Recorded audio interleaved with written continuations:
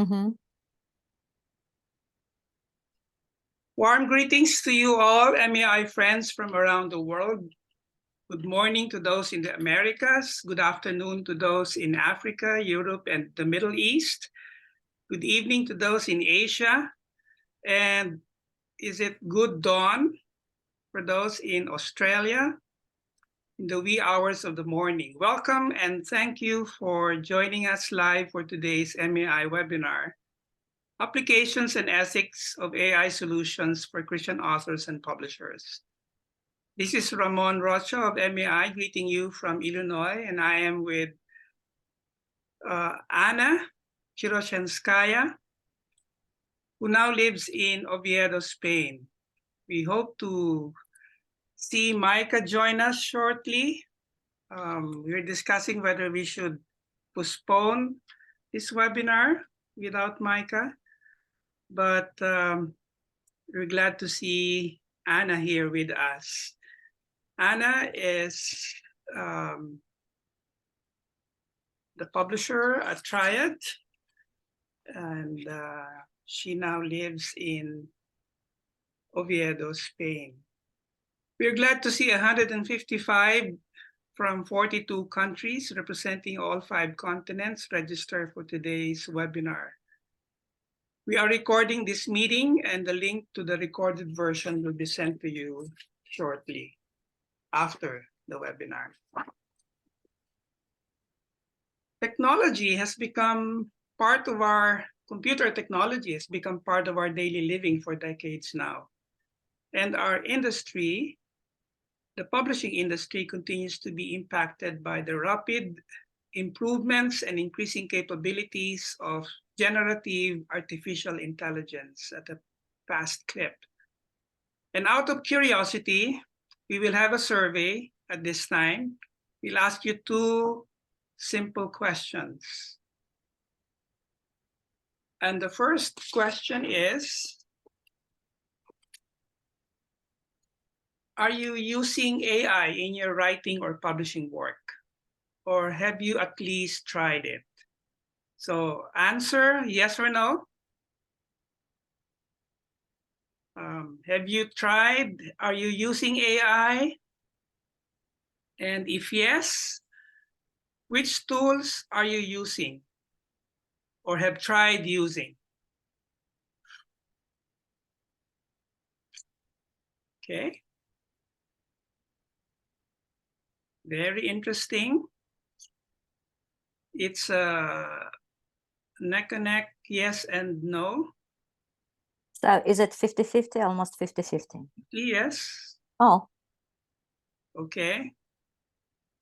Very good. Wow. Thank you so much. Thank you for answering our survey questions. So we are 41 here. Not everyone have answered yet. Okay.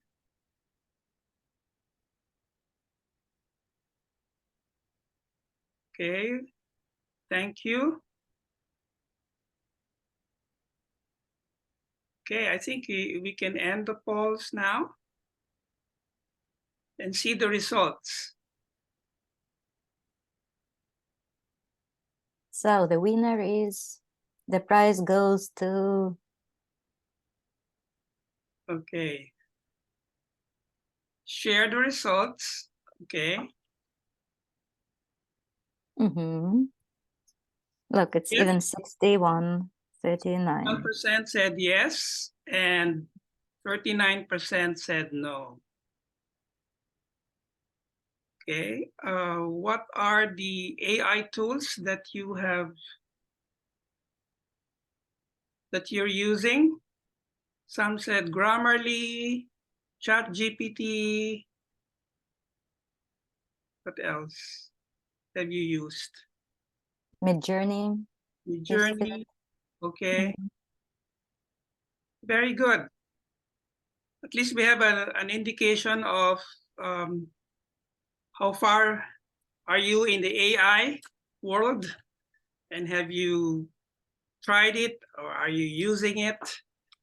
Still 11 out of the 28 said no, they have not used it. Very good. Thank you. Thank you for participating. I looked up the definition of AI and I asked ChatGPT. I asked ChatGPT, how would you define what is AI? And this is what I got. So let me share my screen. Hello, friends. Oh, Hi, Mike. hi, Micah. I was just sharing the definition of AI from ChatGPT. So this is what ChatGPT said when I asked the computer, what is the definition of artificial intelligence?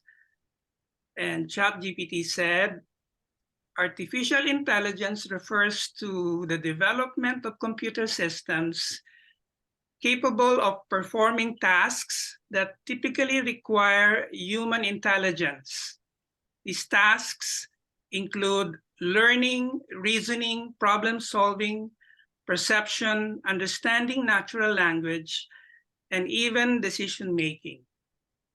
AI aims to simulate human cognitive abilities, enabling machines to analyze data, recognize patterns, adapt to new information, and make decisions based on that analysis.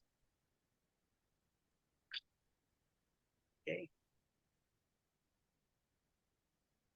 I'll stop share.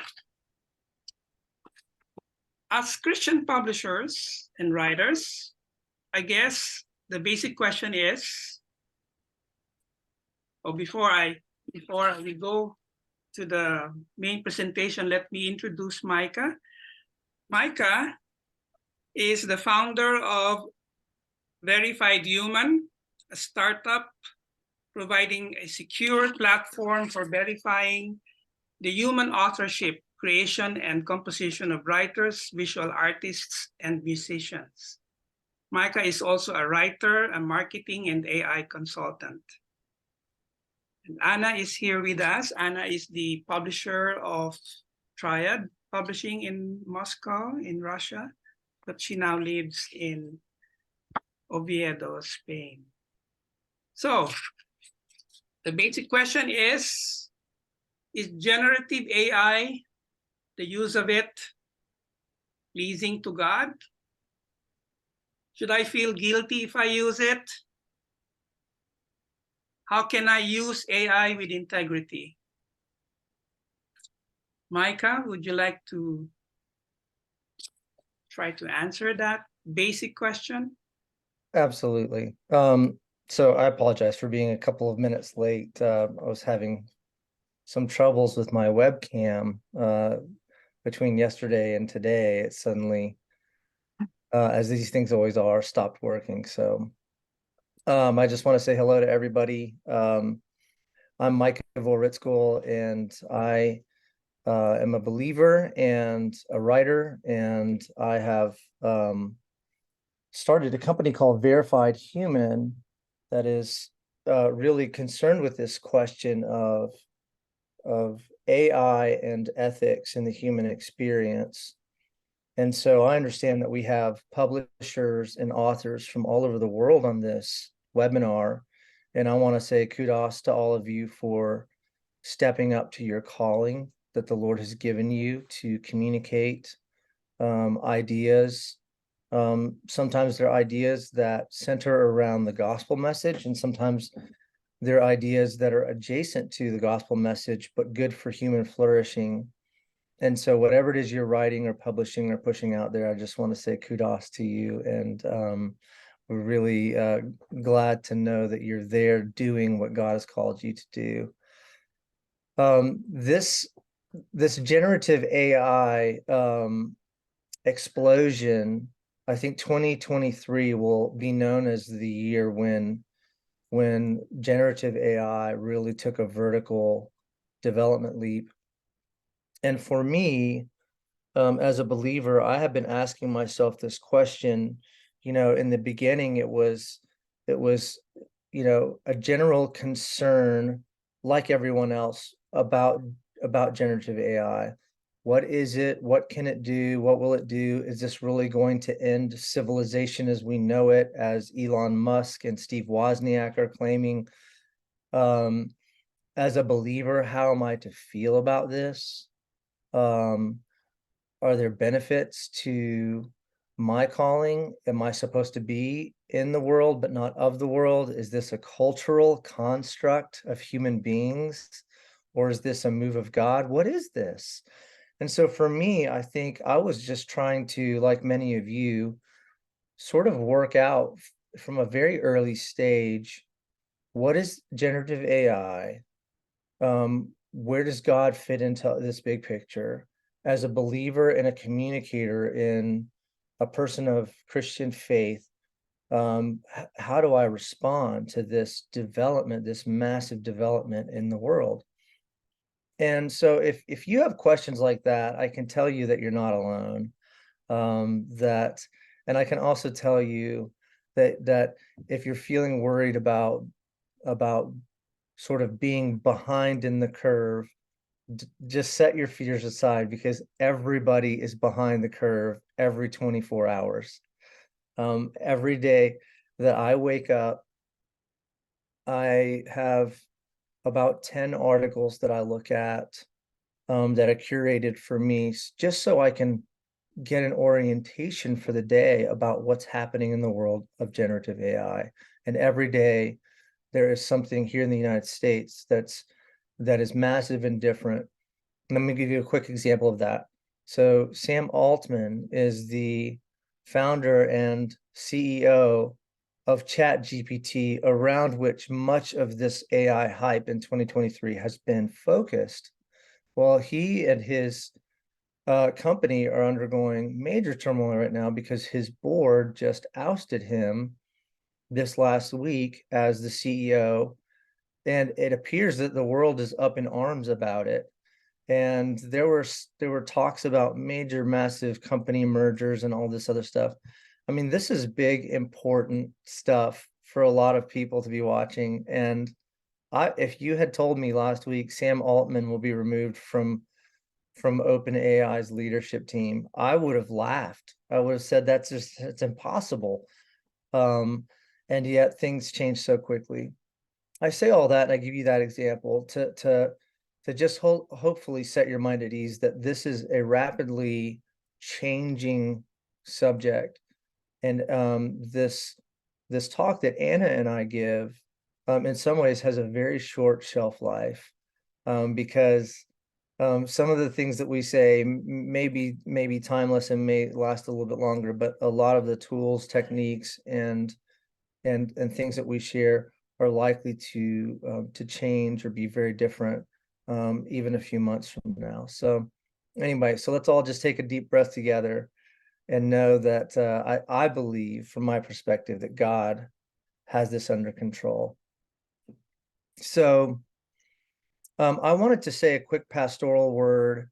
I am a pastor at heart and by training. I received my MDiv in 2008 and was a pastor in a large church here in the United States. Actually, two large churches up in Virginia for almost 20 years.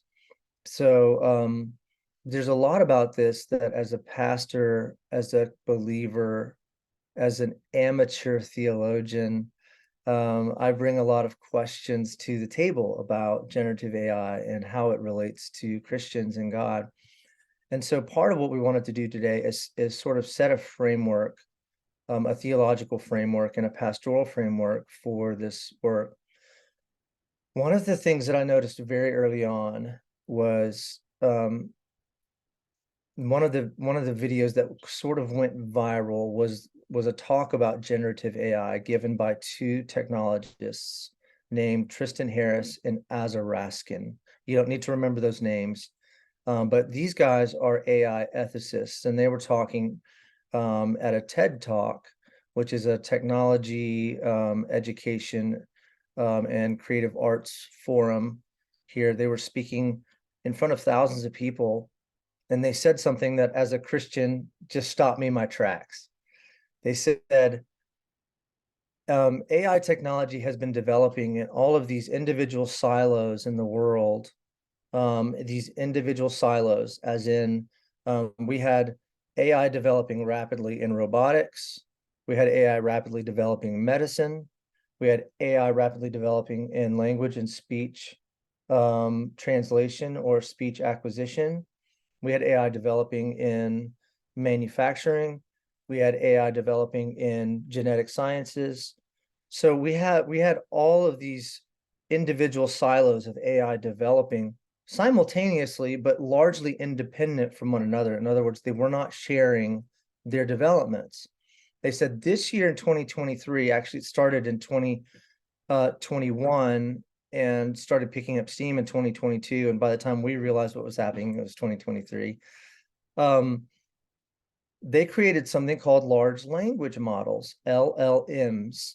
And these are these massive neural networks that are the ones that are doing the learning for a lot of these large language models that we'll talk about, a lot of these chat style tools and AI generative tools are powered by large language models, which are basically just massive computers that know how to learn from trial and error and from human input on what is correct.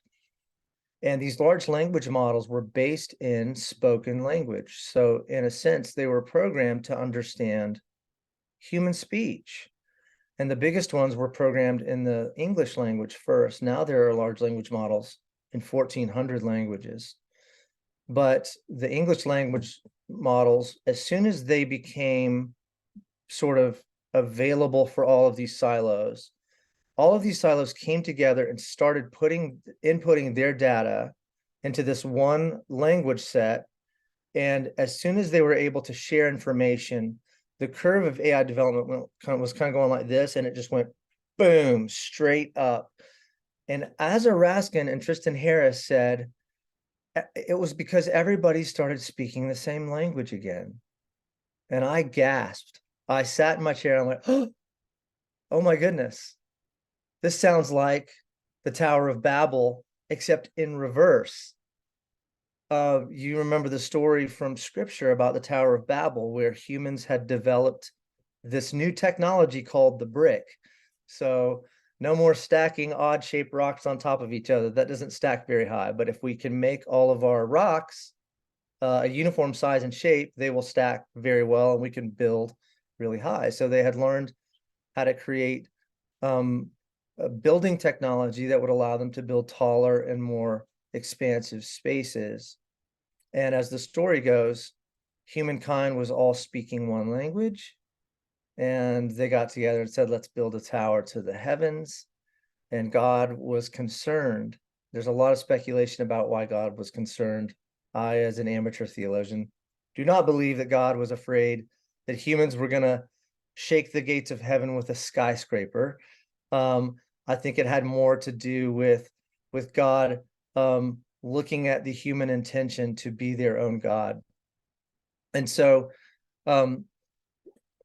as the story goes from Genesis, God comes down and confuses the language of all of the men and women there, and no one can understand each other except for certain pockets of people.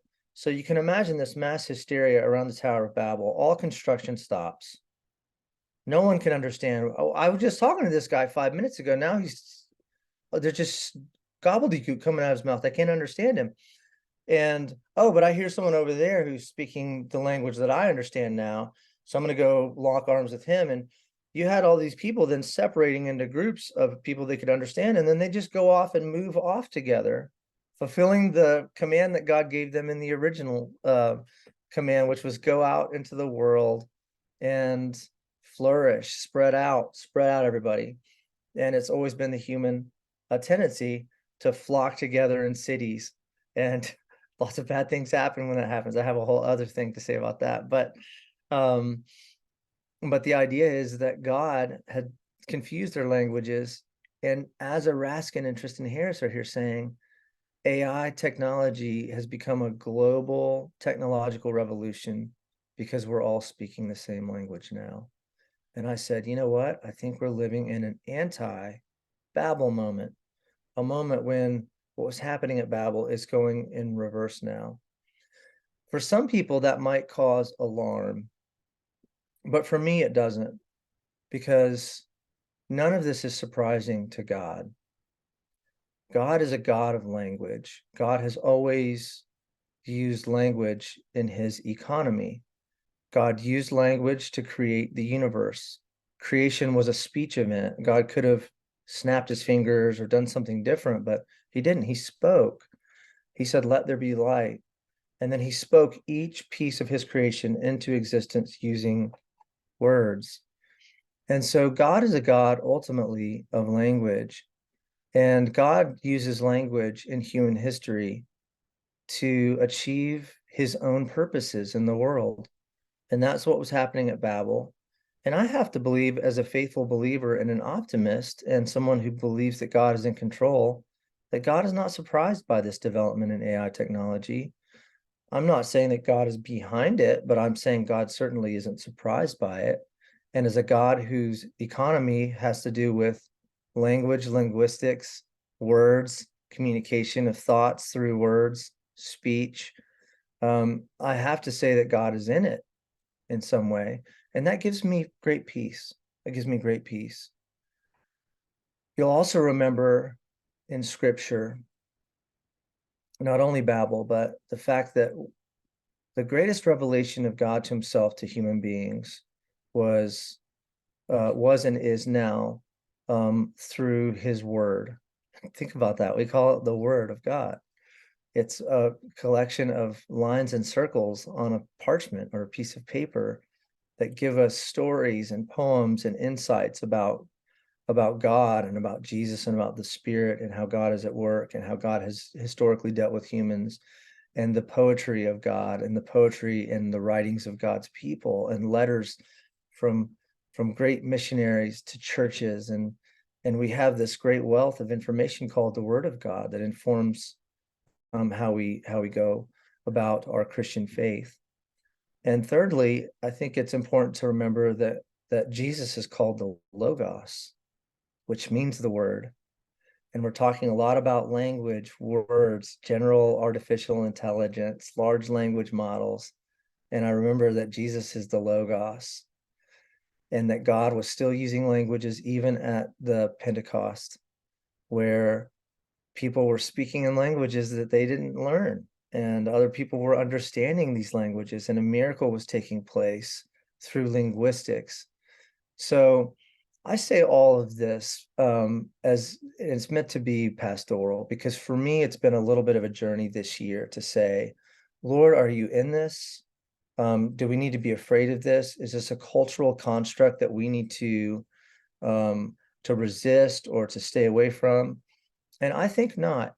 I think that it would do us well as Christians to embrace AI technology, to ask the question, Lord, where are you in this? And how can AI help me fulfill the mission that you called me to do? How can AI help me be faster, more efficient, a better steward of resources with the calling that you laid on my life and the calling that you laid on my team and my organization, for the spirit that's moving my writing? How can AI be a part of that? It's already a part of it if you use spell checkers. But how do I consider that in my own theological framework? And how do we consider that as an organization? And I think that's a pretty good prayer that I believe that God will honor. So I want to stop at this point and turn it back over to Ramon, and also see if Anna has anything to add before we move on. Thank you, Micah. Sure. Anna, do you have anything to say about? Yeah. All right for Christians to use AI? Well, first of all, why I'm here. I'm a publisher. I have been in publishing for about 25 years, but I'm also a professional linguist. And I have a degree in economics and studied advanced mathematics. So, and actually, what Micah mentioned, that most of those AI platforms are based on large language models. This large language model is about linguistics and statistics and mathematics. So, well, we're here, so many people are here. So how many of you have used Adobe? Well, I don't see, please raise your hands who used Adobe. Yeah. Well, I see that at least almost 90% used Adobe. Is it true? It's true. And now, can you answer my question? Dear participants, could I see your hands? Could I see you? Just knowing the structure of Zoom. Could I see you? They could click raise hand, but you could not No, see. no, but you couldn't see me, but you believed me. Why did you believe me? Because I did statistical extrapolation. I know that people who are writing, people who are in publishing and who are doing writing, like 90% of them, they use Adobe products. And actually, this is what LLM structures do. They use statistical extrapolation to guess the next word in line. So here, as we are people of the word, and we talked about Babylon, and I really felt that Micah would say something about Babylon, because this is a Babylonish topic that we are touching now. So let's talk about only about ChatGPT in this session, because we don't have enough time and we need to understand what it is. So those LLMs, they started developing like in 2008, and they came to flourish. They started flourishing in 2014, but it is just a tool. It is a large linguistic model, and ChatGPT isn't the only one. And they have different structure, different architecture, and different mechanisms. So at the moment, ChatGPT is one of the prevalent text generation tools. But I think like in 2 years, it wouldn't be the best one because it has too many limitations. And if we have time, I can give some hints how to use it best and what kind of limitations it has. So there is danger of misusing anything in the world. And artificial intelligence and large language models. But if we look at it as a tool and we know what it is, how it is structured, how we can use it and how we can't use it, what it can do for us and what it can't do for us, then we won't be so scared, and it will be easier for us to understand what kind of ethics we should apply using this or that tool. And right now we're talking about AI tools, and namely ChatGPT. So I don't know how can I share my screen, and You just click share screen. yeah, I know. Okay, so I'll click share screen, but I have this. Oh, okay.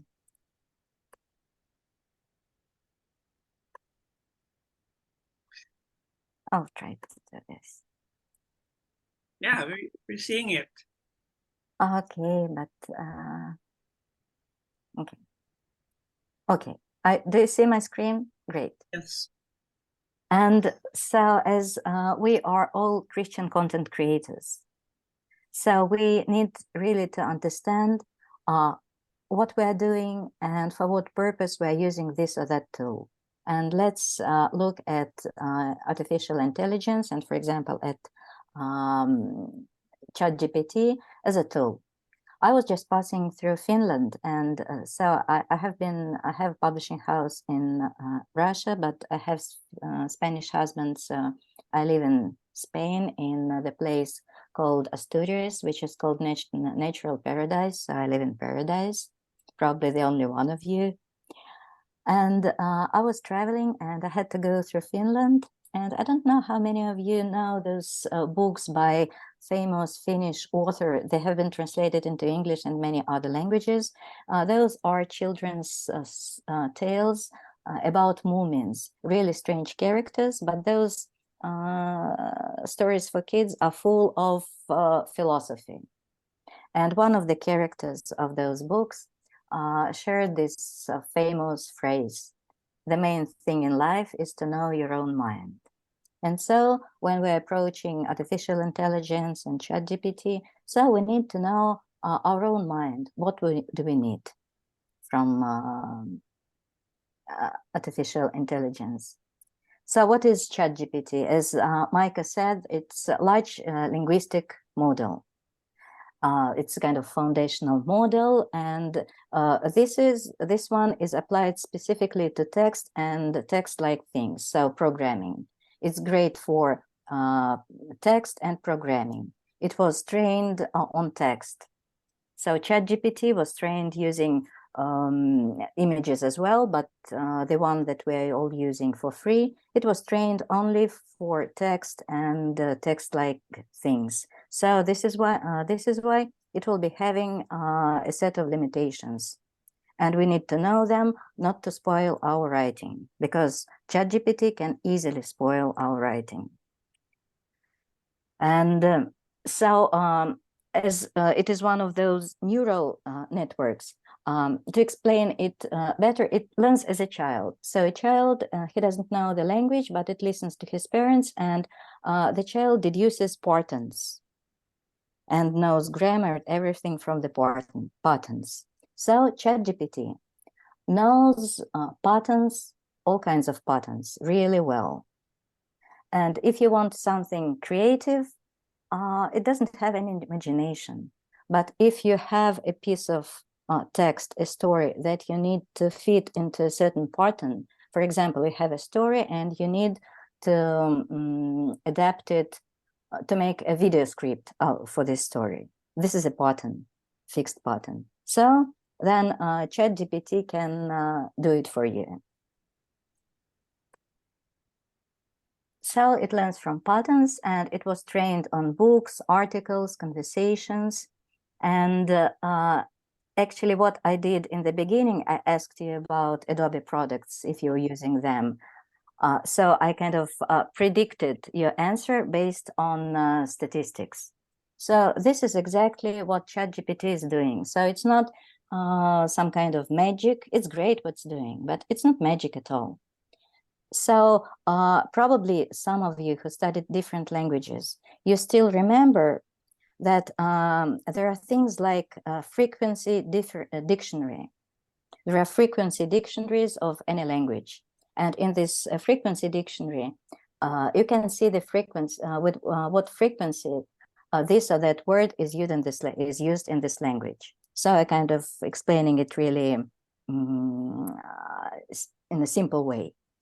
And there is another like printed, maybe some of you had this printed dictionary, which is called combinatory dictionary of English language, French language. So how the words are combined.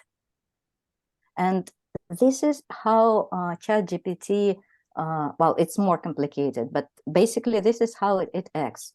It predicts the next word in sentence based on the frequency of the words, on combinatorics of those words. So it's not magic, it's okay. Nothing supernatural happens with ChatGPT. So this is why ChatGPT perfectly well converts text into patterns, writes codes for programmers. Well, it does it better than writing fiction. This is 100%. So sometimes with some languages it translates really well, but mostly, to my experience, I used it with different languages. It translates well, like news articles, legal documents, something that has kind of fixed form. It doesn't translate well. It can't really translate well, for example, a children's book, because there you need more imagination. But some things with more official language, it can translate quite well. Then it's perfect for summarizing and revising documents. It can proofread and edit for you, but then you have to give it really good prompts. And here comes prompt engineering, which is now such a hot word, prompt engineering. And then it can learn new tasks from like training samples. And you all know, like, at least I'm sure that 60% of you used ChatGPT, and you know that if you put some text in the conversation, so you have different conversations within ChatGPT, and then ChatGPT can do something with this text, so it learns from your training sample that you give to ChatGPT. This is really interesting question if ChatGPT has a bias, and I suggest that maybe Micah and myself will discuss it later on. What do you think, Micah? It's an interesting question. So I'll just leave it. I won't be talking about it alone. That's a very good question. Yeah, let's go back to it. Thank you. And so I'm sorry, so it's not really well written here. And so in order to work well with ChatGPT, we just need to provide clear instructions and learn a bit of prompt engineering, provide reference texts, because its knowledge base is really limited. So it has huge linguistic base, but world knowledge base and other things. So ChatGPT is really limited, and it lies a lot, to tell the truth. And then, as it doesn't have human logic, unfortunately, so it isn't structured like a human brain. It's structured in a different way. So if you have a complex task, you have to break it logically into simple subtasks and explain what kind of logic it has to follow to do whatever it has to do. So, well, I'll stop here because I won't take much time, but Yes. it's kind of I have to unshare my screen. I'm lost. I have to unshare my screen. Where am I? Okay. Yeah, as you are doing that, let's go into, as you said, tools can be used in the wrong way. And I think we should be able to establish some guardrails, some guidelines. Micah, will you please help us? How can a Christian writer and publisher make sure that he or she is using AI tools in the right way? Thanks, Ramon. That's a really important question. And, we've talked about this a little bit offline in preparation for this webinar. So the question is, how do I as an author, and how do I as a publisher establish some guidelines for the use of AI in our writing and publishing? And the first and obvious point is that it needs to be done. And it's really your personal responsibility to see what resources are out there and to develop guidelines that make sense for you. I believe this is one of those moments that Paul describes where we are to work out our own faith in fear and trembling. And what that takes is a little research to say, what are other organizations who are like mine? What have they done with AI? And I want to set your minds and hearts at ease again to let you know that even the best and brightest of institutions, whether they're institutions of learning or publishing houses all over the world, are wrestling with this very same question at this moment. And nobody has locked in and said, we have the definitive model for guidelines for AI use in publishing. Having said that, I did want to point you to a resource that may or may not be helpful, but it's a tool that me and my team have developed for our own use and for use in writing. And with your permission, Ramon, I'll just share my screen as well. Okay, I can make this happen. Can you guys see my screen, the verified human screen?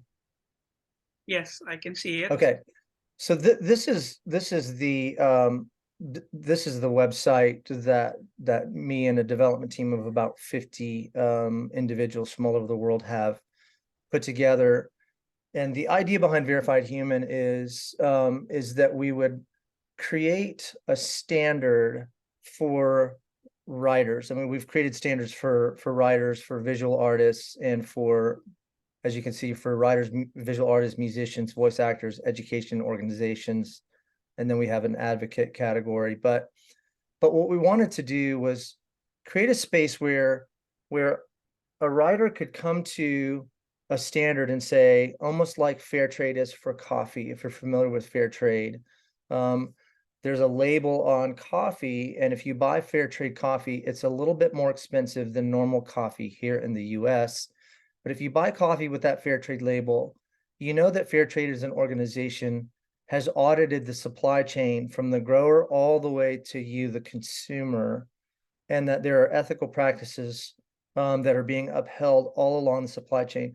So you know, for example, when you're buying fair trade coffee here in the United States, that the person who grew the bean is getting their fair share and is being treated ethically and is not being taken advantage of. And that gives me more confidence, and I'm willing to spend a couple of more dollars on, on my coffee if I know this is going to benefit the farmer and his family.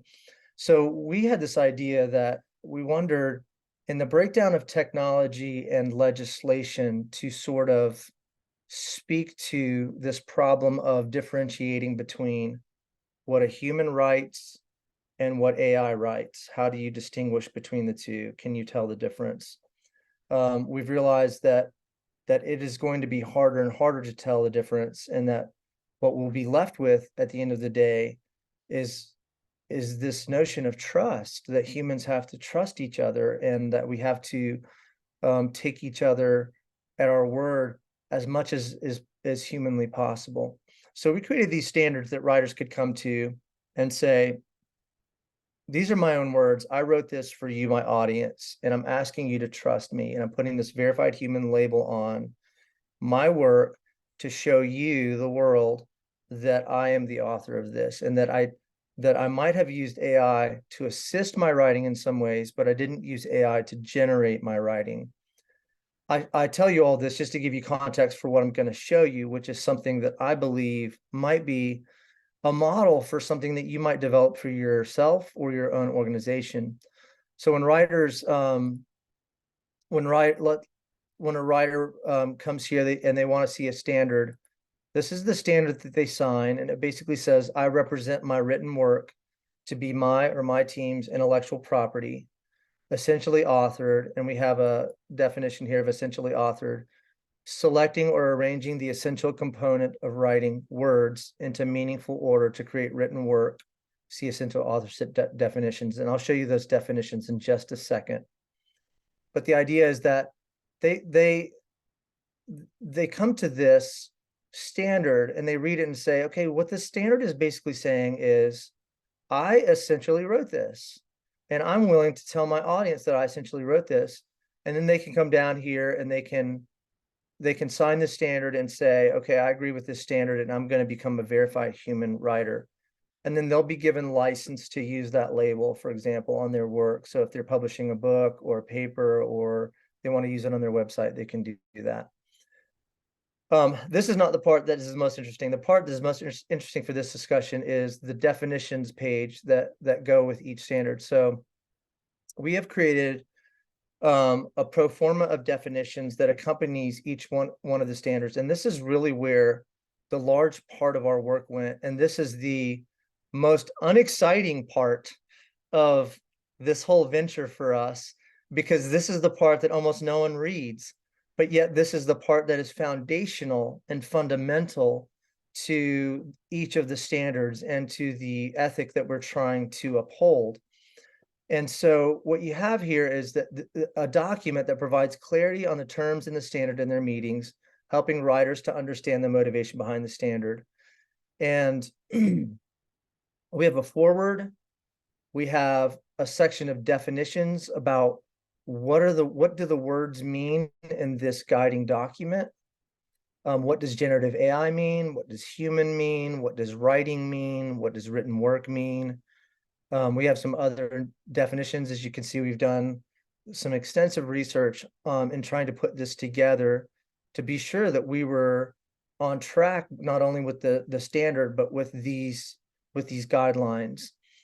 And we address common uses of AI in writing. So here we address drafting and outlining can now be done using AI-powered tools. These tools can help frame reasons or arguments or outline and organize multiple ideas. This is what Anna was referring to. ChatGPT is wonderful at organizing, helping people organize ideas or creating outlines. Grammar assistance, for most of you who are writers, you use spell check, you use grammar checks of some kind. I'm not aware, Anna could probably speak more to this, of what kinds of grammar assistance tools exist in other languages, but I know in the big languages like English, Spanish, French, Russian, Chinese, I know that there are extensive grammar and spelling checkers for those languages. And if you're using a grammar checker or a spelling checker, or you're putting your writing, if you're writing in the English language, into something like Grammarly, then you're using generative AI already in your writing. It is assisting you in your writing. And then we have a section of interpretation. Here's something that's interesting. Yeah. Stop you for that, Micah. So what you're saying is, as a Christian writer, I'm okay to use Grammarly. I'm okay to use, can you go up to your screen? Sure. I can use ChatGPT to help me draft and outline my article and my book. I can use AI to help me in translation, language translation. So, and interpretation. So you're saying these are the boundaries that I could use AI? Is that what you're saying? Yes, so we do ask those questions. Can I use ChatGPT to write an outline or paper? Okay. Can I use ChatGPT to write a paper? I read the paper, throw the paper in the wastebasket, then write my own paper. Am I still writing my own paper? And what we said is, what we've said in this guideline and where we have arrived is some people will do that and some people will find that unethical. And some people will find that that is crossing the line for them. The most important thing that you can hear me say is that it's important for you as a writer or a publisher to develop your own guidelines. You're free to use this as a model. There are other models, the University of Arizona. There are lots of university websites that will have guidelines for the use of AI in student work. But that's a part of what we've tried to do. So I show you this to show you this is what an organization like ours has tried to do to create a guideline for writers in general. And I think it's really important for all Christian writers and publishers to develop your own guidelines and feel confident that the guidelines that you develop for you and your organization will be a living document. It might change as the landscape of generative AI changes, and as the publishing world changes, and as the world's adoption of AI technology changes. But the point is that you've got a starting place, a document that is your guideposts, your guide rails for how you will operate and use AI, what you consider to be okay, what you consider to be a gray area, and what you consider to be maybe this is crossing the line. We don't accept this as human work or as work that we want to do. This is over into the purely generative AI writing world. So that's what we've tried to do. So it is AI assisted, but your work is not completely AI generated. Okay, so it's all right to be assisted by AI, but you don't submit your work straight copy paste from AI. Chat GPT produced Right. work. We have this, part of how we developed all these standards was getting into, and again, this is an important concept to think about. What is the essential idea of this sentence that you're writing? Anna did a beautiful job of describing how large language models try to infer or guess what the next word in a line of words will be. We have this, it's a principle. It's not a rule. It's just a principle that we came up with called the 5-word principle. And it says these 5 words could have been put in any number of words, right? But in the English language, word order really does matter more than in other languages. So who put these 5 words together? If a human put these 5 words together to make this sentence, we generally say, well, the human wrote it. If a machine put those 5 words together, then the machine probably wrote it. And that's a very simplistic, we don't have time to go into all of it, but that's a very simplistic way of asking the question, what is the essential content here? And where did it come from? What was its genesis? Did it come from the human writer, or did it come from generative AI? And I think if you can ask yourself that question with writing, I think that's a pretty good place to start. Where did this idea originate and who framed it up in words? Okay. So as a writer, you have to establish those guidelines as you work on your manuscript. And as publishers can come up with, these are the submissions that we will accept. Ramon, may I add one thing? Yes. Well, actually, my presentation, which was just part of it, it ends with a really bad slide, which says, I will read it. If you feel that ChatGPT writes better than you, just pump up your writing skills.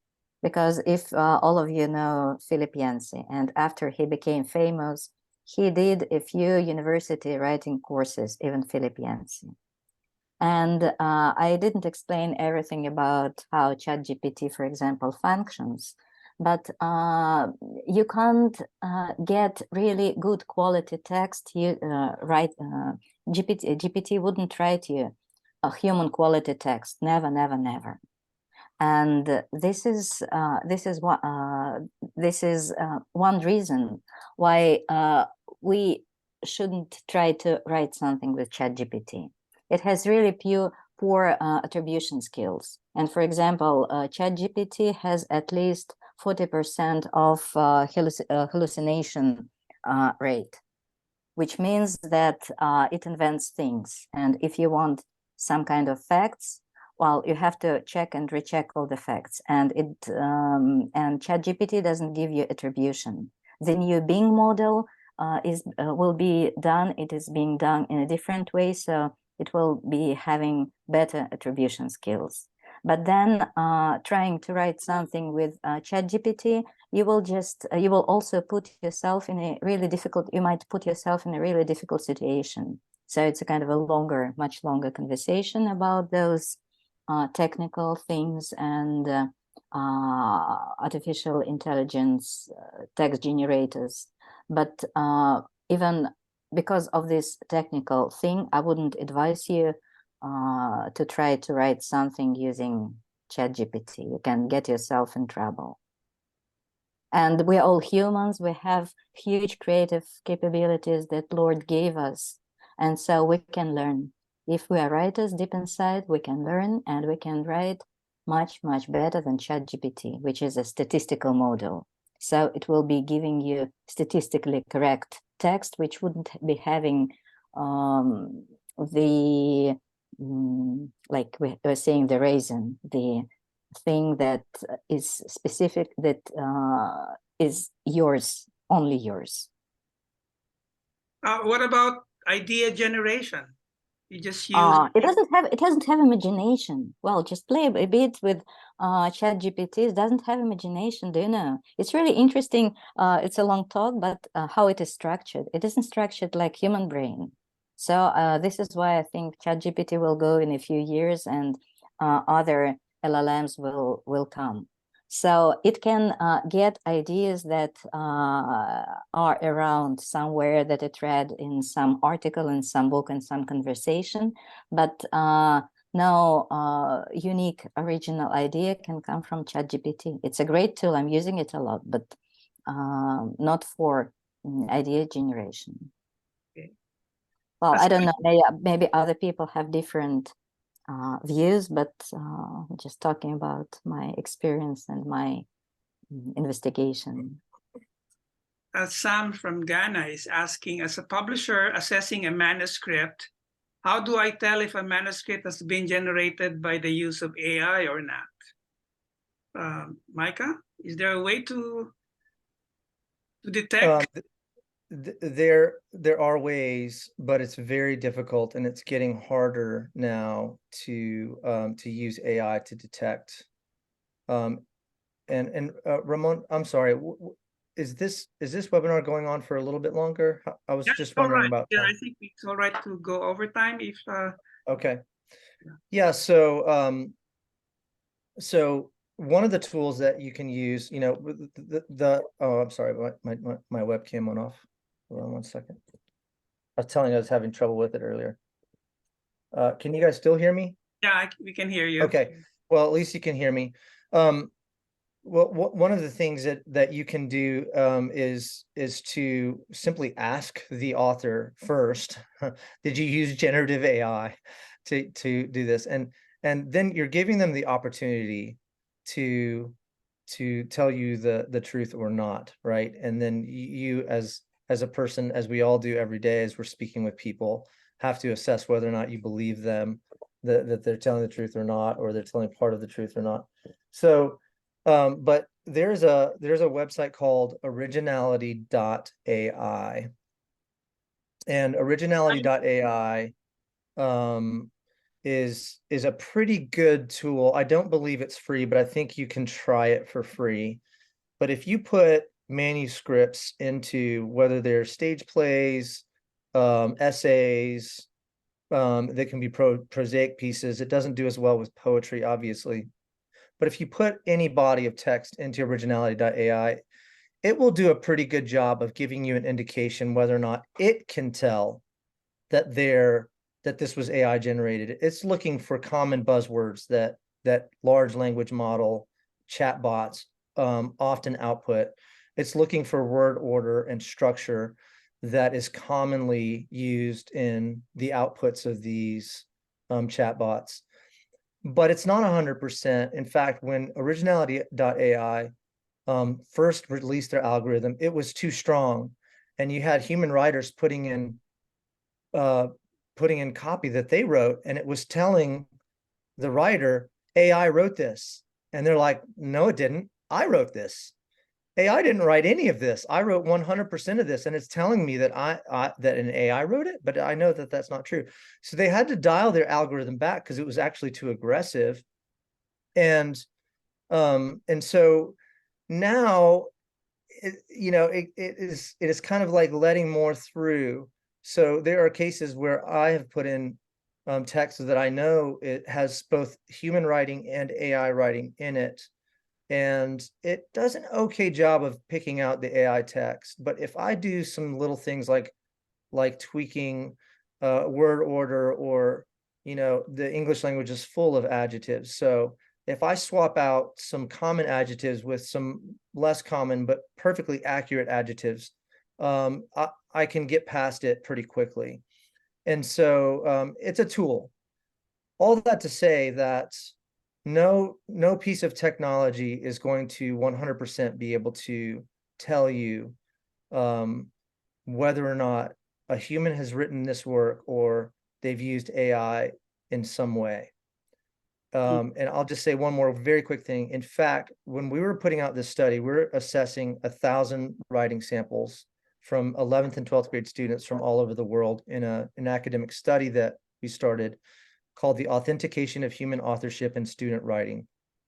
And so we've got samples coming in from China, EAU, the Philippines, United States, both public and private schools, 11th and 12th graders, and freshmen and sophomores in college. And what we're trying to do is we're trying to see, with all these essays, can we tell that a human student wrote this?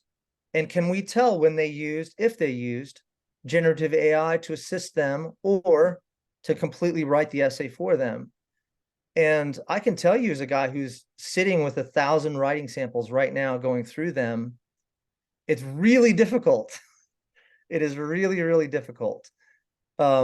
Originality.ai was bested by another AI company called Undetectable.ai, where students could write a paper using ChatGPT, put it in Undetectable.ai, and it would, quote, rehumanize the text. So then Originality AI would assume a human wrote it, even when it was written completely and then transformed completely by a machine. So that just goes to show you that, technology can assist us in this process of differentiating between human and AI writing, but it is very far from perfect. I guess it's also a matter of trust. I mean, you trust your writers to be producing their own work and not only copy pasting from ChatGPT. I was also the burden of proof, I think, is the new writers have a larger burden of proof to show that what they are submitting is an original work versus the trusted writers that you have in your stable of writers, publishing house. So, and older writers may also be tempted to be lazy. But that's correct. Yeah. If you take away, Ramon, if you take away technology as a way to curb this tendency or this temptation, as you mentioned, to use generative AI to write your content, if you take away technology and you take away legislation, which is laws and copyrights, you are left with nothing except for human trust. Yeah. And that's where we arrived. We arrived at this. It is a strangely basic thing, because in this day and age, we have been so conditioned as human beings to rely on technology and to rely on legislation to make our decisions for us.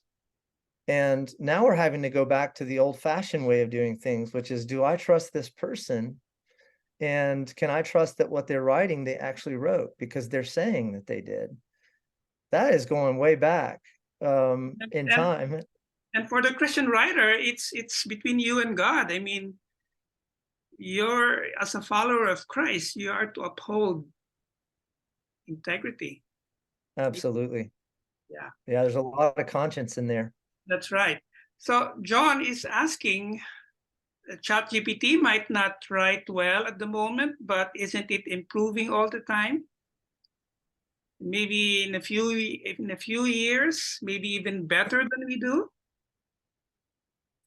I'll let Anna speak to that, but possible, I think. I mean, yeah, well, Anna, again, go ahead. For Okay. me, yeah. So I think ChatGPT can't. Well, it is improving. Like ChatGPT 4 is can do more than ChatGPT 5, ChatGPT 3.5. But I think that there will be other LLMs coming up based on different architecture, because the architecture that ChatGPT has, it is like limited in itself. So I won't be explaining those little bites of details. But the thing is that, for example, a human being, we have like our language understanding and language generation in one place of our brains. Then we have our common sense knowledge in different place, and we have our like factual world knowledge in the third place. And this is why we can update this part, we can update this part, we can update this part differently. The huge minus of ChatGPT is that all those three parts are mixed together. This is why ChatGPT, it's really hard to update it, and it's really expensive. Actually, they spent $700 million to train ChatGPT, so it's terribly expensive. So I think that other models will be popping up, less expensive and better structured. But still, ChatGPT, it was a huge step forward that appeared. But I think in a couple of years, other chats GPTs will be coming up, and this what is called BARD. So it was trained mostly for robotic languages, but then it was trained with images from very beginning. So it might do even better job in time than ChatGPT, but we'll see. So it will be changing. Well, given the current state of ChatGPT, how are you using it in your writing and publishing?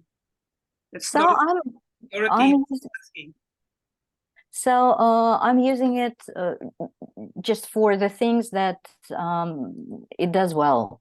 So it to convert, for example, to do summaries and to proofread, to edit. Then sometimes I use it to get information. For example, if I need to get all the verses from the Bible that say something, but it does mistakes, so you have to check and recheck it. That's the key. Always. This is the key. You always have to check it, because like 40%, in 40% cases, when it gives you something, it gives you something wrong, because it's a kind of a chatterbox. ChatGPT never shuts up. And if it knows the answer, if it doesn't know the answer, so it will be talking and talking and talking to you.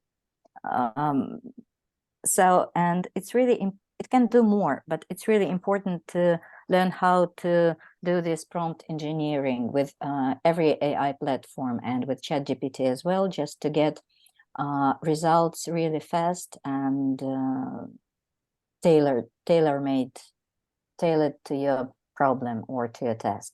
We're going over time. Sam is asking what other AI tools are out there and for writers and publishers.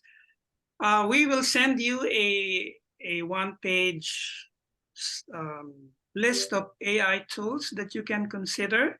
Again, that is as of today.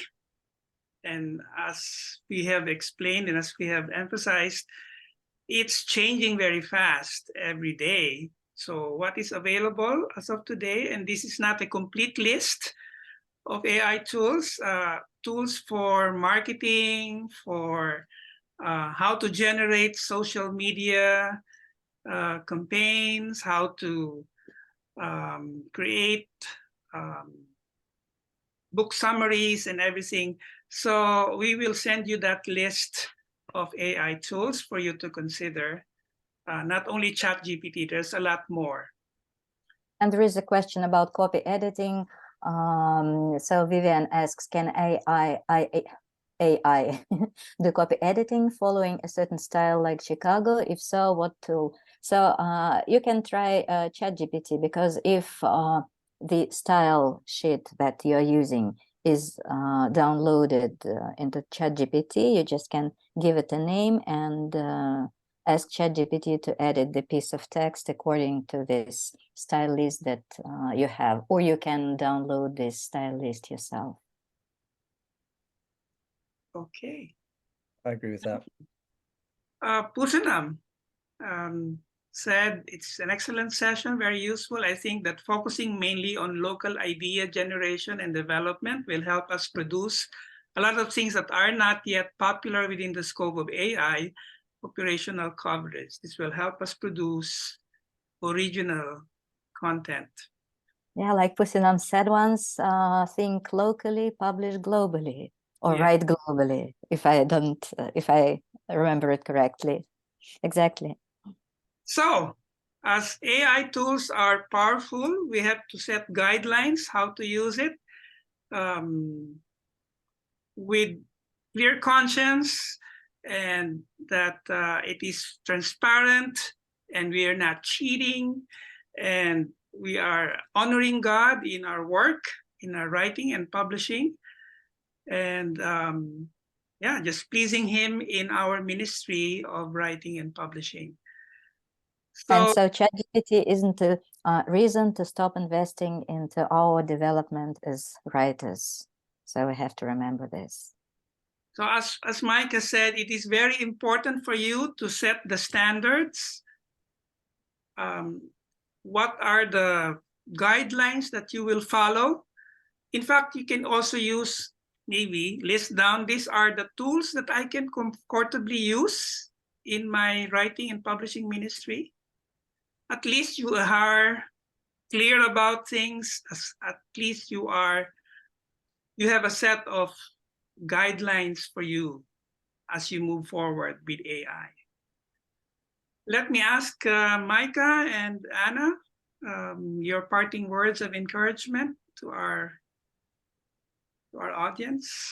Micah, can you please start? Sure. I think my parting words would be, you don't need to fear AI. God is aware of what's happening in his world that he created. And I would encourage you to learn and grow and ask yourselves this question that Ramon has so wonderfully put. How will I use AI to fulfill, or how will AI play a role, if any, in the calling that God has given me as a writer and a publisher in this world? I think moving forward without fear, but with faith in God is a pretty good place to start.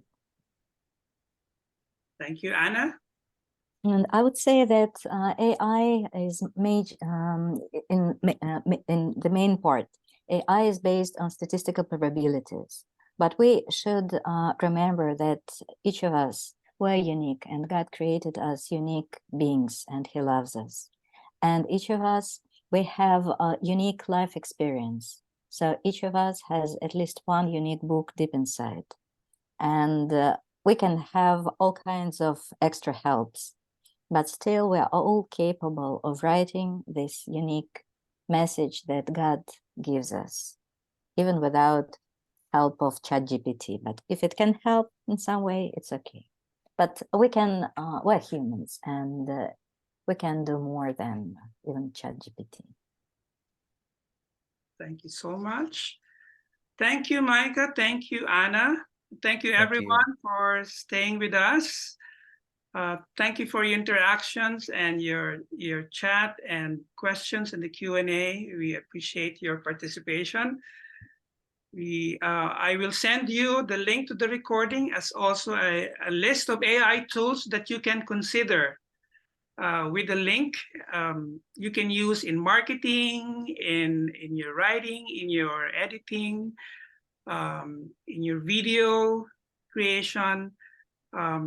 Some of these tools you can take a look. I think the principle is do a lot of research and trying it out, and see how it can be useful for you. Again, use it with integrity.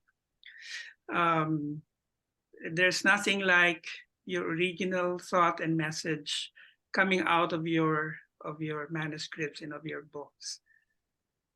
So thank you again, and just a quick announcement. Our next webinar will be on how to start and sustain an effective podcast with Casey Helmick. I think we have given out the invitation for our December 5 webinar, so please register and also